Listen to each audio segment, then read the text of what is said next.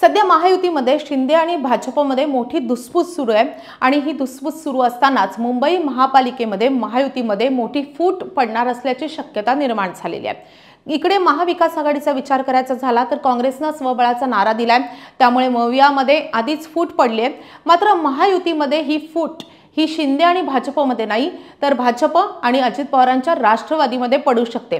त्यामागची कारण काय तेच आपल्याला या व्हिडिओद्वारे समजावून घ्यायचं आहे।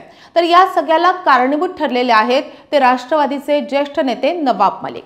तर त्याचं झालं असं की अजित पवारांनी नवाब मलिक यांच्या खांद्यावर मुंबई महापालिका निवडणुकीच्या अनुषंगाने महत्त्वाची जबाबदारी सोपवली आहे आणि तिथेच भाजपने तीव्र विरोध केलेला आहे। भाजपचे ज्येष्ठ नेते आशिष शेलार यांनी ठामपणे सांगितलंय, जर मुंबईमध्ये नवाब मलिक यांच्यावर राष्ट्रवादीने नेतृत्व सोपवलं तर आमचा त्याला ठामपणे विरोध राहील किंवा आम्ही कदापि ते जुळून घेणार नाही आणि आमच्या कार्यकर्त्यांनी त्याविरोधात भूमिका मांडलेली आहे। आता शेलार यांनी तर विरोध केलेला आहे, मात्र अजित पवार त्यांचा निर्णय बदलणार का हे पाहणंही तितकंच महत्त्वाचं आहे। मात्र मुद्दा हा आहे की भाजपचा नवाब मलिक यांच्या नावाला इतका विरोध का? तर 2022 मध्ये नवाब मलिक यांच्यावर मनी लॉन्ड्रिंग प्रकरणी काही गंभीर आरोप झाले होते।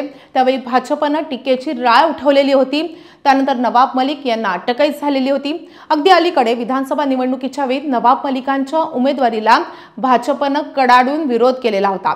त्यामुळे भाजपची ही भूमिका आत्ताची नाहीये, तर नवाब मलिक यांचा कायमच भाजपने विरोध केलेला आहे आणि महायुतीत राहूनही ते त्या विरोधावर ठाम राहिलेले आहे।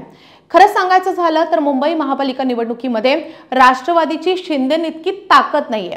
मात्र असं असलं तरी युती धर्म तोडून जर राष्ट्रवादी आणि भाजप यांच्यामध्ये मुंबई महापालिकेमध्ये जर बिनसलं तर तो नक्कीच चर्चेचा विषय ठरू शकतो। तुम्हाला याविषयी काय वाटतं? भाजपची ही भूमिका योग्य आहे की नाही?